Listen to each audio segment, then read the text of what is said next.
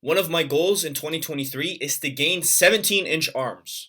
Back when I was 200 pounds, my arms were 16 and a half inches, and now that I'm 178, they measure exactly 16 inches.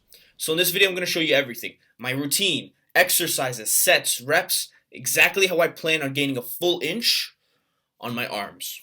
The first thing that I had to do, and this is going to sound incredibly obvious, but I had to start prioritizing my arms. Because for as long as I've been lifting, I've always put my bicep and tricep exercises towards the middle or towards the end of my workout. And that's all well and good, but if you want to maximize the growth of any body part, it's smart to put it at the start of the workout. That's when you're the most fresh. That's when you'll be able to hit the muscle the hardest and really push yourself to make the most gains.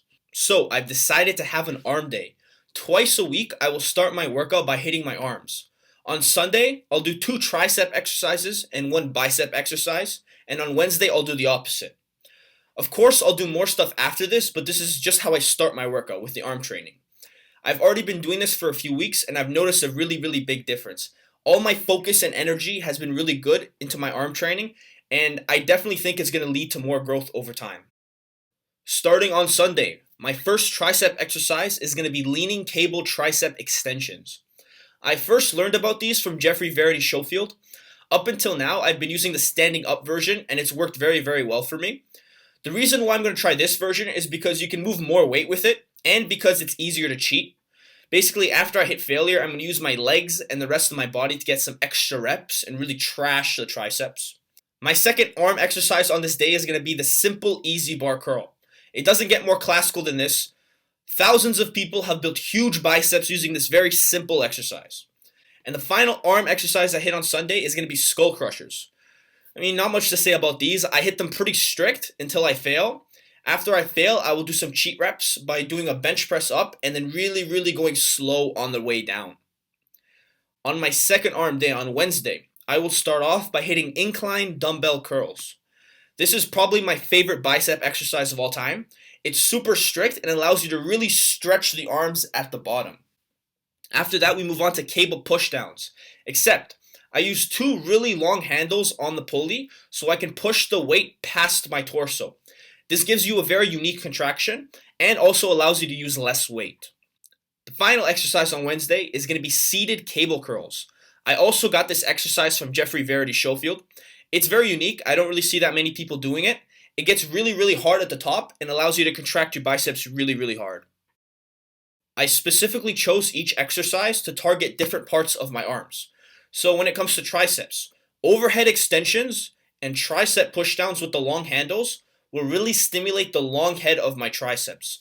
That's this big swoopy boy on the back of your arm. If you can grow this head of your tricep, your arm will look very big in a relaxed position. Skull crushers will target more the medial and the lateral heads of the triceps, which are less important for looking big, but they still make a difference. When it comes to biceps, each curl that I do is hardest at a certain range of motion. So incline dumbbell curls are hardest at the bottom. They give you an insane stretch. Easy bar curls are hardest right in the middle. And seated cable curls are hardest all the way at the top. This is what gives your biceps the insane contraction. You want to have some variety like this in your arm training so you can really hit the muscles from all different angles and ultimately grow the biggest arms. All the other upper body exercises in my program will also hit my arms, of course, but I just view this as supplemental volume. The real meat and potatoes of my arm training is going to be the isolation exercises, because if you want the biggest arms possible, you have to isolate. It's as simple as that. Don't let anyone tell you otherwise. I'm going to be using dynamic double progression to progress my weight and reps every single workout. This video by Sean Alawani explains dynamic double progression. I began this program doing about 6 sets of biceps and 6 sets of triceps every week. Slowly over time, I'm going to increase the number of sets per week while simultaneously getting stronger for reps. At the end of a training cycle, I might be doing something like 15 sets per biceps and 15 sets for triceps. So I start with relatively low volumes, slowly ramp up over weeks and weeks, deload, and repeat. In many of my exercises, I'm going beyond failure to really fry the muscles as hard as I can. This is more stimulating, but it's also more fatiguing, so I really need to watch my recovery.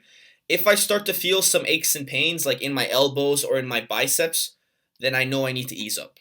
And finally, I'm going to be bulking, which means I will be gaining weight very slowly over these next few months.